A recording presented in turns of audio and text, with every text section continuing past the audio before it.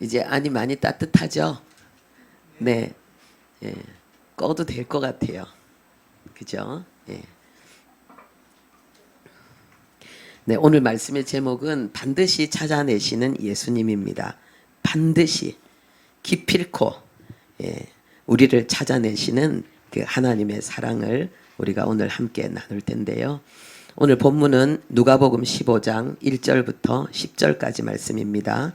예, 우리 함께 합독하도록 하겠습니다.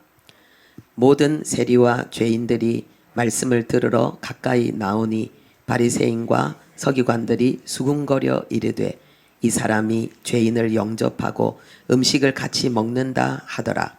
예수께서 그들에게 이 비유로 이르시되 너희 중에 어떤 사람이 양 100마리가 있는데 그 중에 하나를 잃으면 99마리를 들에 두고 그 잃은 것을 찾아내기까지 찾아다니지 아니하겠느냐.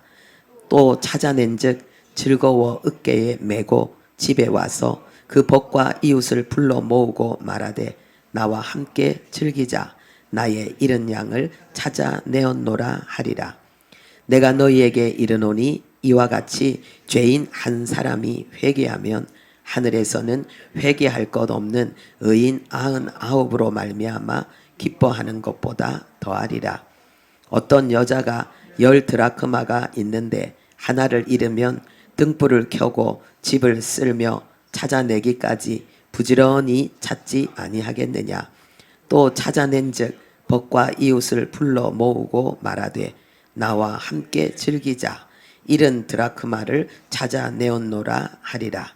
내가 너희에게 이르노니 이와 같이 죄인 한 사람이 회개하면 하나님의 사자들 앞에 기쁨이 되느니라. 아멘.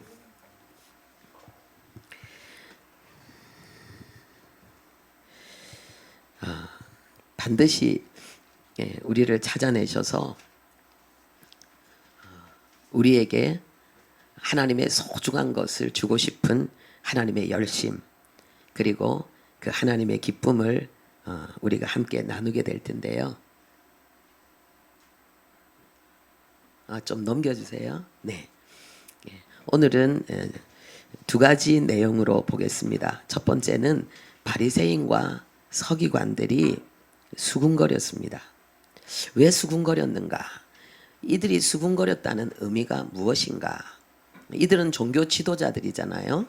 그리고 성경을 가장 많이 알고 하나님을 가장 잘 아는 자들이고 하나님과 가장 가까이 있는 자들인데, 그런데 이들이 예수님이 하시는 일에 대해서 지금 수군거리면서 불평하는 그런 내용이 나옵니다. 그 내용이 어떤 의미가 있고 예수님은 그들에게 어떻게 반응하셨는지 우리가 이것을 생각해 봐야 되겠습니다. 그리고 반드시 우리를 찾아내시는 예수님. 그래서 구원은 하나님이 우리를 찾아내시는 거죠. 내가 예수를 믿기로 결정했다. 나는 이제 교회 다니기로 결정했다. 이렇게 우리가 생각하기가 쉬운데 실제로 구원은 그것이 아니고 하나님이 나를 찾아내신 거죠. 그래서 하나님이 나를 찾아내시고 나를 하나님이 붙드시고 또 나를 하나님이 치료하시고 회복시키시고 세우시는 그 역사, 그게 바로 구원이라는 것을 우리가 함께 보도록 하겠습니다. 이게 안 되네요. 배터리가 다 됐는가 봐. 넘겨주세요. 괜찮아요. 넘겨주시면 되니까. 예. 진짜 화난 표정이죠. 이 서기관과 바리새인들이 왜 수군거렸는가? 단순히 이렇게 속닥속닥 했다는 이야기가 아닙니다. 이것은 굉장히 불평을 쏟아놓았다는 이야기입니다. 막 원망을 섞어가지고 그리고 그것을 멈추지 않고 계속했다는 것입니다. 아주 강하게. 도대체 왜 그랬을까요? 이들이 하나님을 지금 가장 잘 알면서도 왜 예수님이 하는 이 일에 대해서 이들이 불평을 하고 있을까요? 우리가 이 본문 내용에 보면은 조금 이해는 되기는 합니다. 지금 이 모든 세리와 죄인들이라 그랬습니다. 그러니까는 그냥 세리가 몇 명 있고 죄인이 몇 명 있는 것이 아니라 떼거리로 몰려왔다는 거예요. 떼거리로. 그 영화 같은데 이런데 보면 막 조폭들이 우르르 몰려와가지고 완전히 에워싼 것처럼.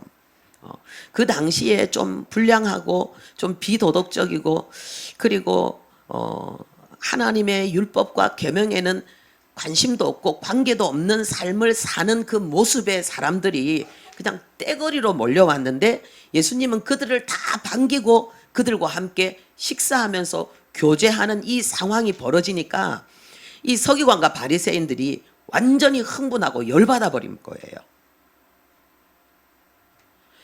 예수님의 주 관심이 자기들이 아니고 바로 그들이었다는 거예요. 너무 자존심 상하고 이 사람이 어떻게 이럴 수가 있는가? 진짜 이 사람이 하나님의 선지자라면 이분이 진짜 하나님 앞에 경건하고 거룩한 사람이라면 죄인들과 같이 이렇게 할 수가 없는데 왜냐하면 이 식사를 한다는 것은 함께 동료가 된다는 것이거든요. 완전히 절친이 된다는 거거든요. 그래서 그러면은 이들이 이렇게 화낸 이유는 뭐냐면 자기들은 이 죄인들하고 세리하고 전혀 절친이 되고 싶은 마음이 없는 거예요. 예수님은 좋은데 예수님하고는 함께 하고 싶은데 그런데 내가 예수님과 함께 하나가 되고 싶으면은 이 사람들하고 내가 하나 되어야 된다고 생각을 하니까 감당이 안 되는 거예요. 그건 싫은 거예요. 많은 분들이 이렇게 이야기합니다. 하나님은 좋은데 교회는 싫다. 예수님은 좋은데 교회는 싫다. 그런데 이게 되게 그럴듯해 보이는데요. 그분들은 정말 하나님을 몰라도 너무 모르고 있고 교회를 몰라도 너무 모르고 있다는 거죠. 이들이 불평하는 그 내용의 그 수준이 어느 정도냐 하면은요. 자기들이 중요하게 여기는 그런 유전과 교훈을 따르지 않기 때문이고 성경에 분명히 나와 있는데 그럼 도대체 어떤 수준인데 식사하기 전에 손 안 씻는 거. 불결한 손으로 먹는 것은 간음하는 것과 같다. 이렇게 여기면서 식사하기 전에 손 안 씻는 이런 수준의 사람들하고는 나는 같이 못 있겠다는 거예요. 지금 예수님께서 어떤 마음으로 지금 이들을 반기고 계시고 이들과 함께 식사하면서 이들을 끌어안고 계시는지를 도대체 모르고 있는 거예요. 하나님이 얼마나 큰 희생과 수고로 지금 이들을 하나님 앞으로 이끌기를 원하는지는 모르고 자기들의 수준으로 자기들이 중요하게 여기는 그것이 이루어지지 않는다고 해서 지금 예수님께 불평하는 거예요. 아주 강하게. 이때 예수님의 답변은 무엇이었는가? 자, 옮겨주세요. 우리가 딱 하나가 돼야 됩니다. 네. 너희들은 이들을 경멸하고 너희들은 이들에 대해서 불평하고 있지만은 하늘에서는 이들을 기뻐한다는 거예요. 이 굉장히 무서운 이야기입니다. 우리가 하는 판단도 있지만은 하나님의 판단도 있다는 거예요. 이 세상의 논리도 있지만은 하나님의 나라의 기준과 논리도 있다는 거예요. 이 세상은 잠깐이고 우리가 이 세상을 떠나서 가게 될 그 나라는 영원합니다. 그래서 우리가 이 세상을 살면서 특별히 그리스도인으로 살아갈 때에 우리가 사람이나 상황에 대해서 어떤 판단의 근거가 기준이 우리는 어떻게 해야 되겠습니까? 땅과 연합되는 것이 아니라 하늘과 연합돼야 된다는 거예요. 물론 사람들과도 소통이 돼야 되지만은 하나님과 더 소통이 되어야 되고 하나님의 기쁨을 함께 기뻐하고 하나님의 슬픔을 함께 슬퍼하는 자로 우리는 살아가야 됩니다. 그게 그리스도인이잖아요. 그게 신앙생활이잖아요. 예. 그리고 주님이 뭐라고 말씀하시냐 하면은요. 회개할 것 없는 99, 99명보다도 회개한 죄인 한 사람에 대한 기쁨이 더 크다는 거예요. 이거는 굉장히 주님이 비웃고 조롱하는 투로 지금 이야기하는 거예요. 이거는 하나님의 기준으로 이야기하는 것이 아니라 지금 불평하고 열을 내고 있는 그 사람의 기준과 그 사람의 어투로 지금 이야기하는 거야. 그래, 너는 죄인이 아니지. 너는 회개할 게 없지. 그냥 너는 지금 이 모습 이대로 나의 친구고 나의 벗이라고 될 거 생각하지. 하나님이 너를 엄청 기뻐한다고 생각하지. 좋아. 너같이 잘나고 너같이 대단하고 너같이 괜찮은 사람 99명보다도 네가 지금 멸시하고 천대하고 경멸하는 이 한 사람으로 인해서 하나님은 더 기뻐하셔.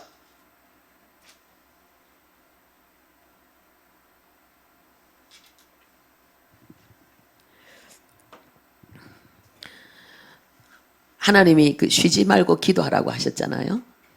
기도는 하나님과 소통하는 거잖아요. 기도는 우리의 마음이 하나님을 향하는 거잖아요. 우리가 어떻게 쉬지 않고 기도할 수 있습니까? 우리의 모든 생각이 언어예요. 우리의 마음속 생각은 내 속의 언어거든요. 그러면은 하나님은 우리에게 귀 기울이고 계시잖아요. 그러면 내 속에 모든 올라오는 생각과 내가 말하는 모든 말을 하나님을 의식하고 하나님과 함께 연합되고 일치되고 소통된 그 언어와 그 생각을 하려고 우리가 행하는 그 모든 것은 전부 기도가 되는 거예요. 쉬지 않고 기도하는 것이 어려운 것이 아니죠. 예. 그렇게 하려면 우리는 하나님의 마음을 알아야 된다는 거예요. 하나님의 마음을. 지금 이 서기관과 바리새인들은 앞으로 잠깐 또 넘겨보실래요? 이 사람들은 성경 전문가예요. 성경을 가장 많이 알고 있는 사람이에요. 그리고 성경에 대해서 공부도 가르침과 교훈도 엄청 많이 공부하고 배운 사람이고 그리고 뭔가 그 뜻대로 살려고 애를 많이 썼어요. 그런데 하나님을 몰라도 너무 모르는 거예요. 그래서 지금 하나님과 다투고 있는 이 모습인 거예요. 자, 넘어갑시다. 네. 여기에 아니 그 앞에요. 여기 그러면은 이 사람은 하나님이 더 기뻐한다. 이렇게 늠름하게 서 있는 이 서기관과 바리새인들보다 하나님은 이 고개 숙인 이 죄인을 하나님은 더 기뻐한다. 99명 너가 잘났다고 하는 이들보다 더 기뻐하는데 그게 뭐냐? 여기 회개라는 단어가 있다는 이 회개라는 단어가. 이 회개라는 단어가 뭐냐 하면요. 내가 죄인이라는 것을 하나님 앞에 시인하는 거예요. 자백하는 거예요. 하나님의 은혜 없이는 하나님의 긍휼과 하나님의 돌보심 없이는 나는 설 수 없다는 것을 지금 고백하는 거예요. 그게 회개예요. 그래서 하나님은 어떤 사람을 기뻐하느냐? 성경을 많이 알고 있는 사람, 하나님을 위해서 일한다고 뭘 많이 하는 사람, 하나님은 그 어떤 사람이 아니고 내가 죄인인 것을 깨닫고 내가 죄인인 것을 시인하고 그리고 날마다 내 속에 하나님께서 그 성화의 은혜를 하나님이 그것을 주시고 그 은혜에 대해서 그 은혜를 사모하고 감격하는 바로 이 사람, 이런 사람을 하나님은 기뻐하신다는 거예요. 이것이 또 하나님의 은혜, 성령 충만한 그리스도인의 특징이고요. 자, 그 다음 보겠습니다. 그런데 하나님은 두 번째 이제 반드시 찾아내시는 하나님인데 하나님은 고개 숙인 이 죄인을 하나님은 찾아내시는 하나님인 거예요. 우리가 이 구원에 대해서요, 많은 사람들이 이 구원이 하나님이 우리를 찾는 역사라는 사실을 모르기 때문에 이 구원에 대한 오해가 굉장히 많고 그리고 구원에 대한 감격이 약합니다. 창세기 3장 8절에서 9절 보면 이 내용이 뭐냐 하면은요, 지금 아담과 하와가 선악과를 먹어서 그 죄에 눌려서 두려워 신음하고 벌벌 떨고 있을 때예요. 선악과를 먹으면 하나님처럼 될 줄 알았는데 선악과를 먹고 나니까 자기 속에 두려움이 몰려왔어요. 그리고 영광이 떠나가고 자기들은 벌거벗은 수치의 사람이 됐어요. 이것은 상상하지도 못했던 처음 겪는 일이었고 이들은 너무 괴로웠어요. 그래서 벌벌 떨고 있는데 하나님의 음성이 들리는 거예요. 하나님의 음성이 뭐였냐? 이름을 부르는 거예요. 아담아, 아담아, 아담아. 하나님은 우리의 이름을 부르며 우리를 찾고 계십니다. 하나님은 내 이름을 부릅니다. 혼내려고가 아니라 구원하시려고. 우리에게 세상이 줄 수 없는 평안과 행복을 주시려고. 내 힘으로 할 수 없는 나의 그 소중한 꿈을, 포기한 그 꿈을 찾아서 이루어주게 하시려고, 기쁨으로 춤추며 뛰게 하시려고, 고개 들고 영광으로 서게 하시려고 하나님은 여러분 한 사람 한 사람의 이름을 하나님은 부르고 계신 거예요. 그리고 사도행전 9장 4절에 보니까 사울아 사울아 네가 어찌하여 나를 핍박하느냐. 이 사울이 누굽니까? 예수님을 이단자라고 생각하고 예수님을 따르는 사람을 잡아 죽이는 살인자. 스데반을 죽이는데도 주동했어요. 그러니까는 완전히 교회의 원수예요. 그리고 거기에 대해서 전혀 뉘우침이 없어요. 자기는 그것이 100% 옳다라고 여기고 있어요. 그리고 더 많은 그리스도인들을 괴롭히고 죽이려고 달려가는 그 길에 하나님이 사울아 사울아 나타나신 거예요. 우리가요, 우리 자신을 우리가 잘 모릅니다. 우리 자신 속에 하나님을 향한 어떤 진실이 있는지, 영원한 것에 대한 어떤 갈망이 있는지, 하나님의 사람으로 선한 사람으로 살고자 하는 정말 우리 안에 얼마나 불타는 열정이, 선한 갈망이 있는지 우린 잘 모르고, 우리가 겉으로 하고 있는 어떤 실수와 잘못과 부족으로 인해서 우리는 우리 자신을 굉장히 판단하고 정죄하고 비난하고 공격하는 경향이 있습니다. 하나님은 우리의 행동, 우리의 실수와 허물과 잘못으로 하나님 우리를 보지 않고 우리의 중심을 보신다는 거예요. 이것은 우리의 행동이 잘못돼도 괜찮다는 이야기가 아니고요.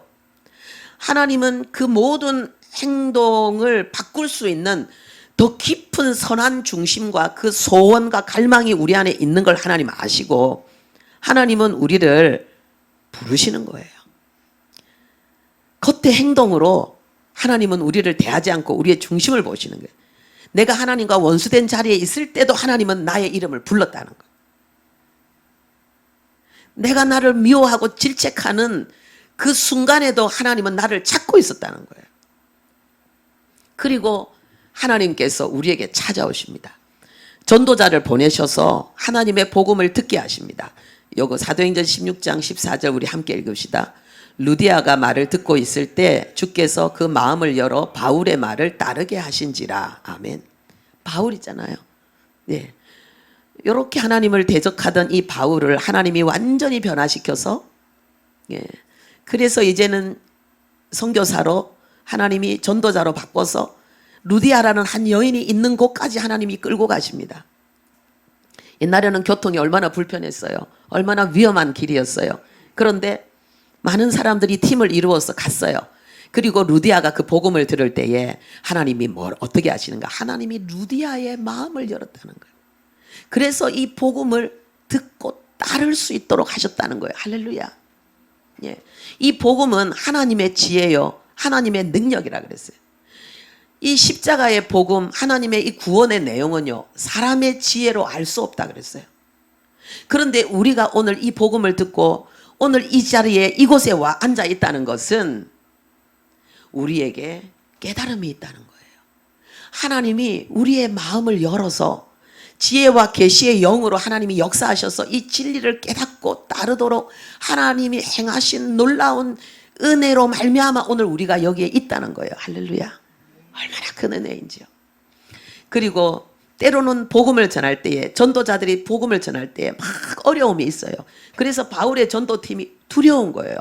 야, 여기 있다가는 복음을 전하기는 고사하고 뼈도 못 추리고 죽겠다. 우리 얼른 딴 데로 옮기자. 이렇게 생각을 했단 말이에요. 그렇게 복음이 박해를 받고 외면을 당하는 그 상황인데도 하나님이 이 전도자들에게 뭐라고 말씀하시는가? 두려워하지 마라. 계속 말해라. 계속 복음 전해라. 안 죽는다. 괜찮다. 내가 지킨다. 왜? 이 성에 내 백성이 많다.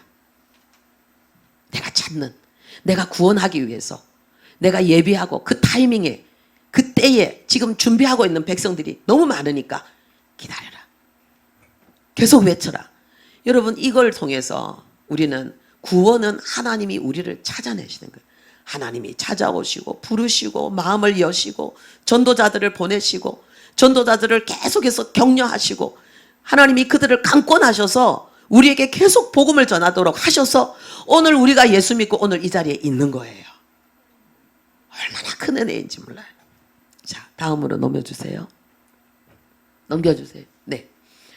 이 내용이 창세기부터 나오는데요. 예, 창세기부터 나오는데, 자, 우리 여기 창세기 2장 10절 함께 읽겠습니다. 강이 에덴에서 흘러나와 동산을 적시고 거기서부터 갈라져 내 근원이 되었으니, 이게 이 땅의 모든 강의 이 근원이 이 네 개, 원래 에덴 동산이 여기쯤 있을 거라고 이제 생각을 하거든요. 여기. 그런데 여기에서 홍수 이후로 지금 땅이 막 이렇게 갈라지고 이렇게 됐잖아요. 그래서 홍수 사건 이전에서는 이 네 강이 사방으로 편만하게 갈라지면서 모든 땅으로 흘러가도록 그렇게 되어 있다고 그렇게 우리가 생각할 수 있습니다.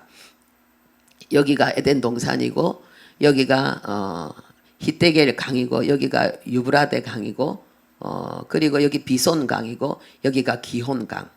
요거는 위성으로 이게 찍으면 여기 강이 흘렀다는 것을 알 수 있답니다. 이렇게. 예. 지금 여기가 사우디잖아요. 그렇죠? 여기는 이란이고 여기는 이라크고 여기는 이스라엘이잖아요. 예. 그런데 이 강이 에덴에서 갈라져 나와서 강의 근원을 이루었다 그랬는데 이 갈라졌다 이게 수동이고 이게 미완료 이게 뭐냐면은 계속 갈라지는데 이게 수동이라는 말은 자기의 의지로 갈라지는 것이 아니라 하나님의 일방적인 하나님의 역사로 갈라진다는 거예요. 불가항력적인 역사라는 거예요. 아까 전도자들을 하나님이 끌고 다니셨잖아요. 그것처럼 이 강이 이거는 하나님의 복음과 하나님의 은혜와 하나님의 그 생명의 강을 이야기하잖아요. 예. 그런데 이 복음이 이렇게 하나님의 은혜로 말미암아 계속해서 천지사방으로 갈라져서 흘러가고 있는 것을 나타내고 있는 것입니다.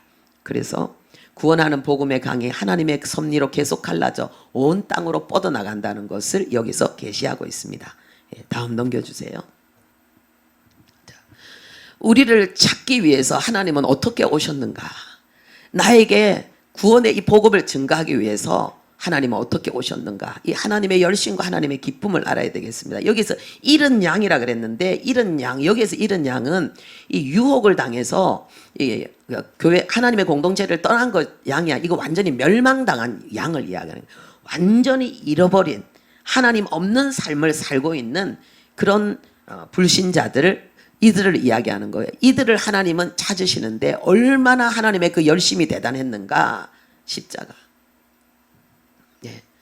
이게 우리를 찾아오시는 하나님의 모습입니다. 예수님이 이 십자가를 얼마나 사랑으로 끌어안고 계십니까? 왜요?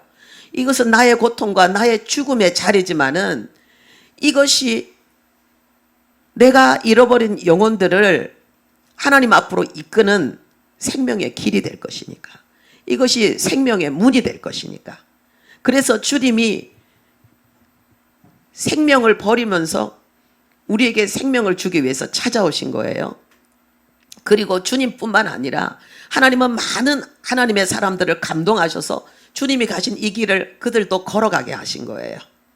그리고 이 복음의 역사로 말미암아서 우리가 주님께 찾음 받은 그러한 양이 되었는데 어깨에 메고 온다 할 때 이 어깨가 복수로 되어 있거든요. 그러니까 한쪽에만 덜렁맨 것이 아니고요. 양쪽 어깨에 이렇게 애워 쌌다는 거예요.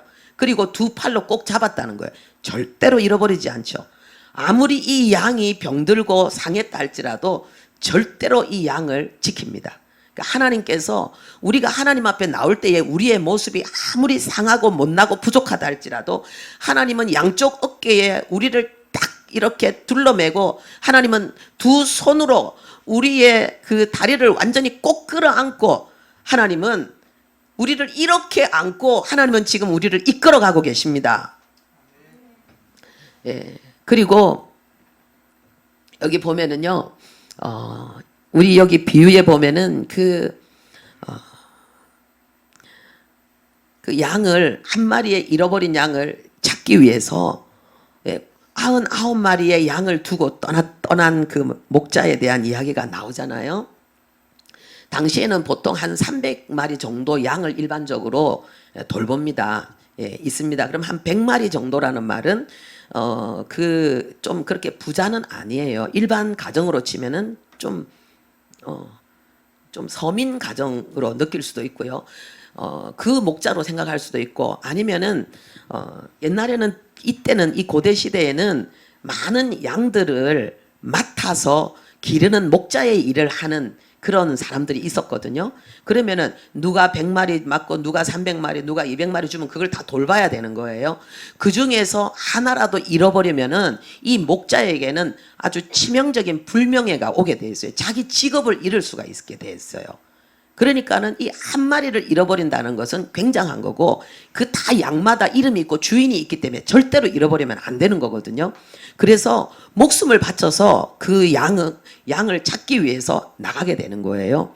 99마리는 뭐 조수나 다른 이웃 어떤 목자에게 잠깐 맡겨두고 갈 수도 있는 거죠. 근데 여기에서 중요한 의미가 있는데, 예수님께서 이런 말씀을 하셨거든요. 우리 함께 읽을까요? 아버지께서 내게 주신 자 중에서 하나도 잃지 아니하였사옵나이다. 아멘. 예수님이 십자가 지시기 전에 하나님 앞에 그 고백한 내용이에요. 이게 뭐냐 하면은,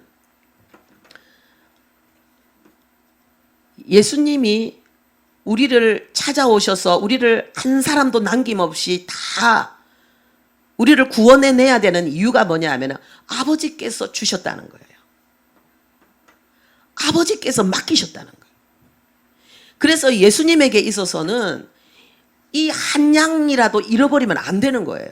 이거는 예수님이 아버지에게 충성하는 것이고 아버지의 뜻을 온전히 이루는 것이고, 그래서 예수님은 자신의 생명을 바쳐서 전심을 다해서 이렇게 잃어버린 한 양을 찾아서 나가고 이렇게 끌어안고 목에 끌어안고 이렇게 와야 되는 거예요. 왜? 하나도 잃지 아니하였다고 예수님이 지금 선포하고 계신 거예요. 하나도 잃어버리면 안 되는 거예요. 내가 예수님에게 있어서는 절대로 잃어버려서는 안 되는, 잃어버릴 수 없는 소중한 가치와 의미와 그리고 막중함이 우리에게 있다는 거예요. 그 다음에 넘어가 보겠습니다. 그 다음에 두 번째로 예수님이 비유를 든 내용이 뭐냐 하면은, 이 한 여인이 어떤 여자에게 10드라크마가 있는데 했을 때, 이 10드라크마, 그냥 10드라크마를, 이 드라크마는요, 우리나라는 원이잖아요. 그죠? 예. 이것처럼 이거는 화폐 단위인데, 이거는 헬라의 화폐 단위거든요. 그런데 이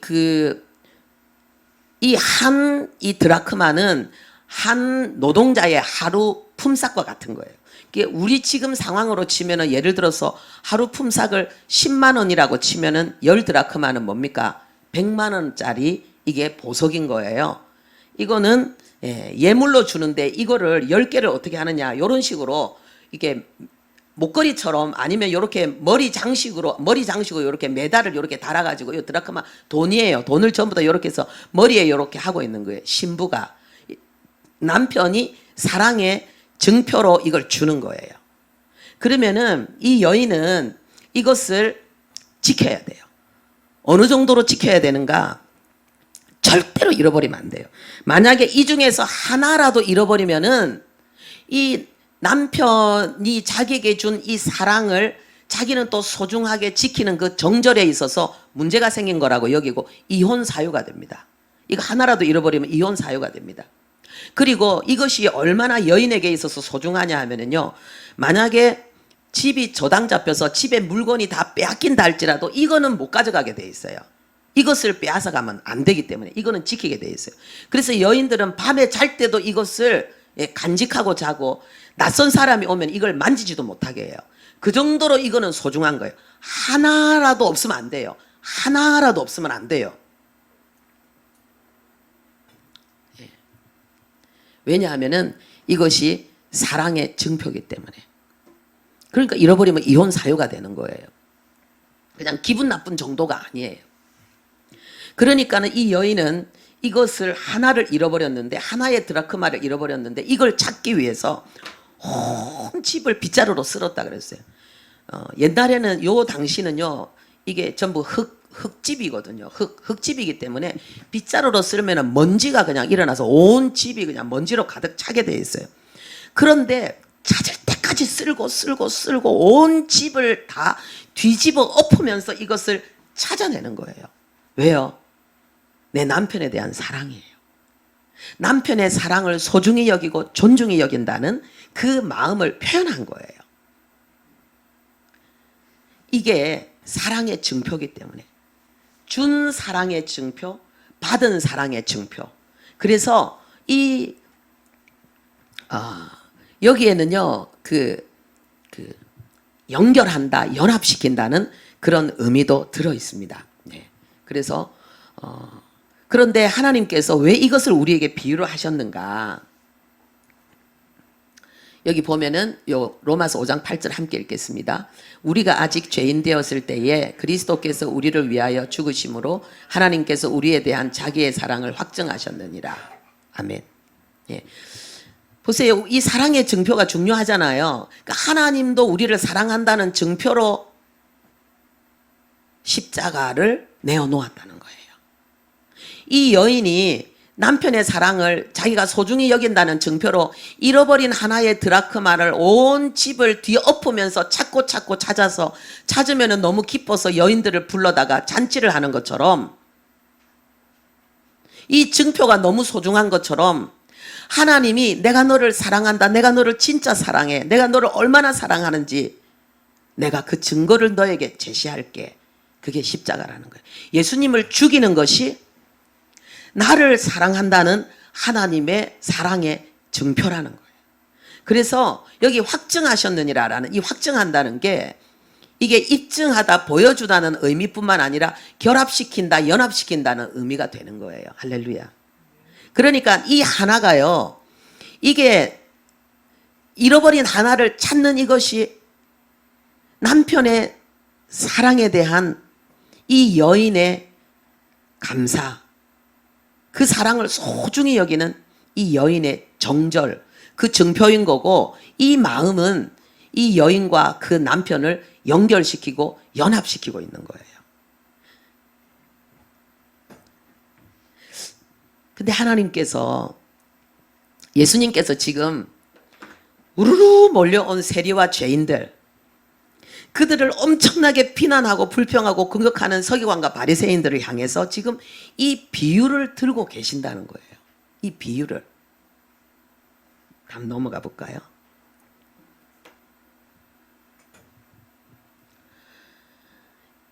예수님은 뒤로 물러가는 분이 아닙니다. 예수님은 눈치 보는 분이 아니고 당신의 행동에 대해서 온 세계가 비난을 해도 당신은 당신의 길을 가시는 분입니다. 이들이 거침없이 계속해서 불평을 쏟아놓는데 예수님의 이 비유는 그들의 불평을 잠재우는 것이 아니라 그들을 아예 더 폭발시키는 내용이었어요. 예수님이 공감을 위해서 지금 목자와 여인의 비유를 지금 사용하고 있거든요. 목자와 여인의 비유.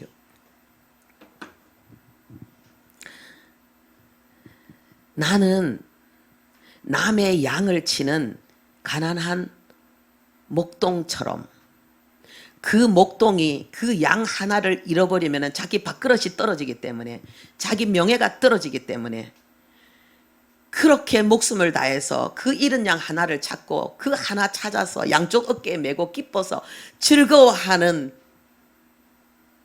너는 대단하게 여기지 않는 그 목자와 같은 마음으로 내가 이 죄인들을 사랑한다는 거예요. 그리고 여인, 유대인들이요, 이 고대 시대에는 여자는 숫자에도 치지 않았잖아요. 특히 특히 이 유대인들, 서기관과 바리새인들은 아침에 일어나면 하나님 앞에 드리는 감사 기도가 뭐냐 하면은 하나님, 내가 이방인으로 태어나지 않고 노예로 태어나지 않고 여자로 태어나지 않게 해주셔서 감사합니다 그랬어요. 그러니까 이 서기관과 바리새인들은 이 성경을 너무 오해하고 오해해서 이 여자에 대한 너무나도 잘못된 생각을 갖고 있는 거예요.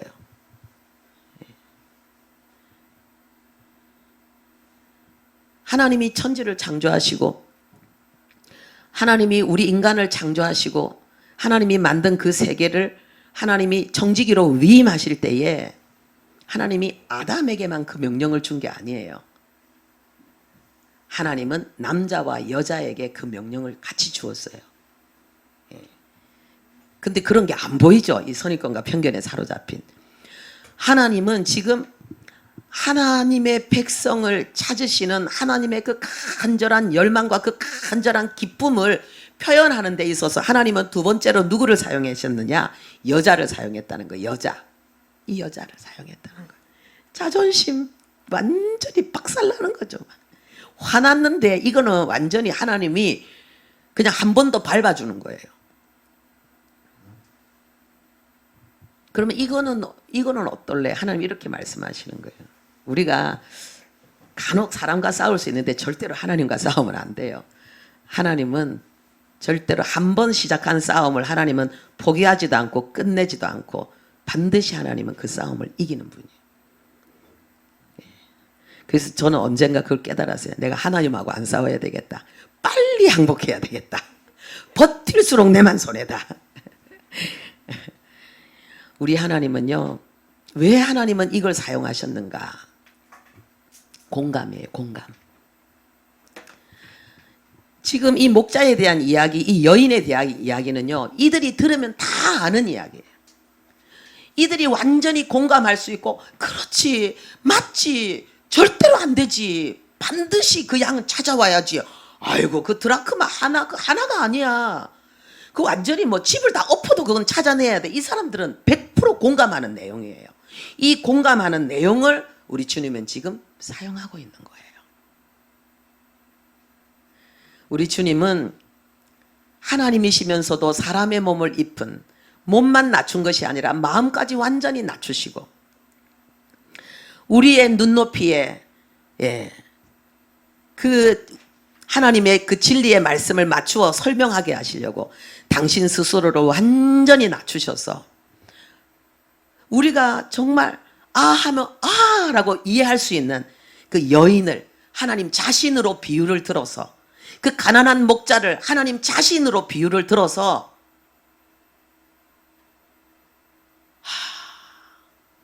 그렇구나,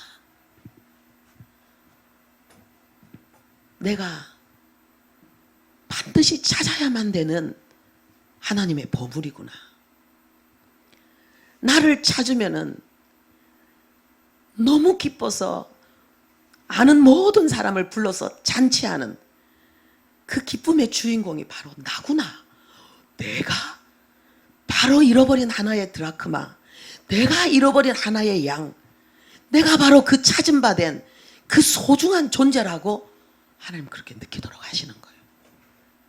그 다음 보겠습니다. 마지막. 네. 이게 왜 이렇게 됐을까요? 조금 어떻게 할 수 없을까요? 주여, 이 컴퓨터가 이렇게 그죠? 예. 안 되는가 봐요. 하나님의 열심과 기쁨이 집중된 우리 인생을 우리는 어떻게 살아야 되는가? 어유 감사합니다. 할렐루야. 하나님의 열심과 기쁨이 집중된 우리의 인생, 내 인생, 하나님의 열심이, 하나님의 기쁨이 나에게 집중되어 있다니까요.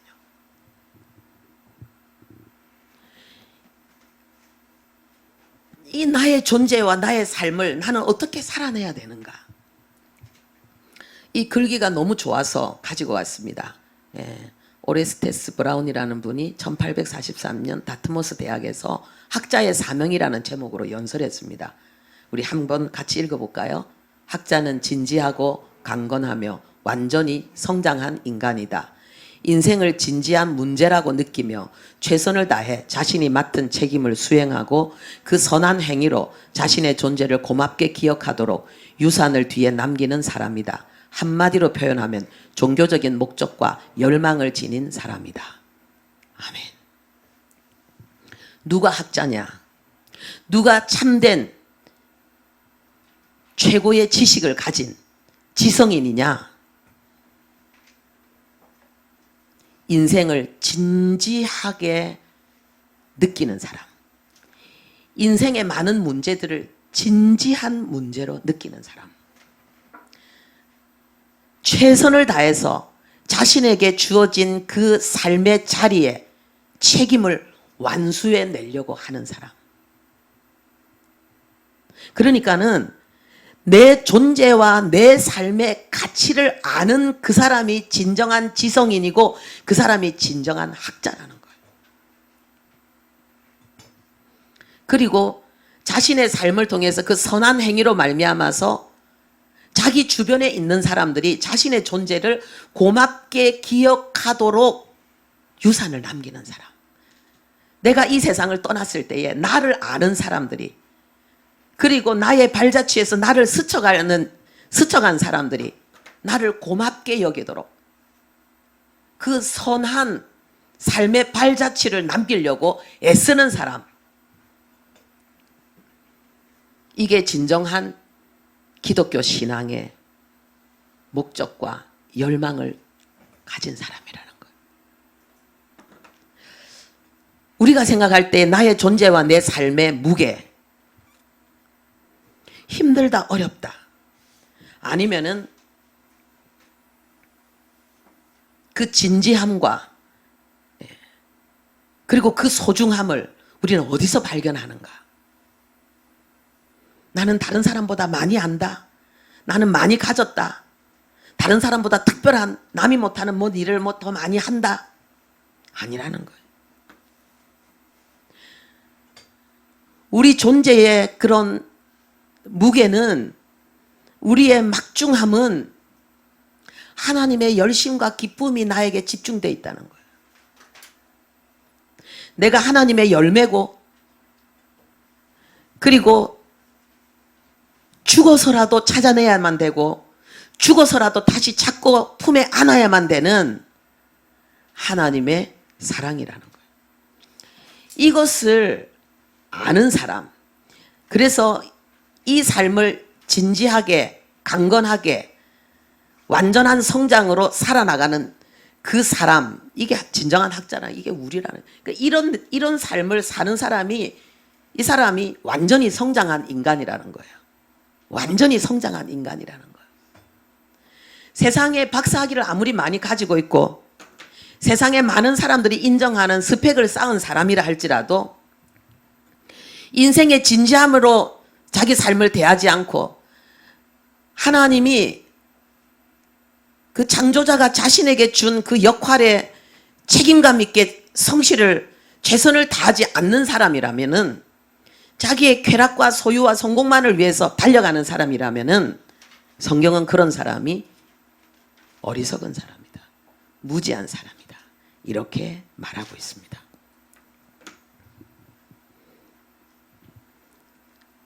하나님께 찾음받은 여러분들, 하나님의 열심과 하나님의 기쁨의 주인공인 여러분들, 여러분의 존재와 여러분의 삶이 하나님에게 있어서 얼마나 진지하고 그리고 얼마나 무게 있는 소중함인지를 가슴에 품고 사시기 바랍니다. 기도하겠습니다. 생명과 명예와 성실과 최선을 다해서 찾아낸 보물이 우리 자신이라고 말씀하시는 아버지, 우연이 아니고 하나님 필연 속에서 하나님 앞에 우리가 오늘 있다는 사실을 말씀하시는 아버지, 우리의 수고와 상상할 수 없는 하늘보다 높고 바다보다 깊은 하나님의 수고와 하나님의 열심으로 우리가 오늘 하나님 앞에 있다고 말씀하시는 아버지, 얼마나 찾으셨는지 그리고 얼마나 기뻐하시는지를 우리에게 말씀하시는 아버지, 우리가 행하는 어떤 선한 행위 이전에 하나님의 선한 행위 그 역사로 말미암아 우리는 그렇게 하나님의 보물로 하나님의 양 어깨에 붙들림 바 되었다고 말씀하시는 아버지, 어떤 경우에도 하나님 이 귀한 하나님의 소중함의 은혜를 잃지 않고 살아가는 우리 모두 되게 도와주옵소서. 감사가 실제로 하나님 아버지여 우리의 영혼을 하나님 아버지 가득 채우는 우리들 되게 도와주옵소서. 예수님 이름으로 기도합니다. 아멘.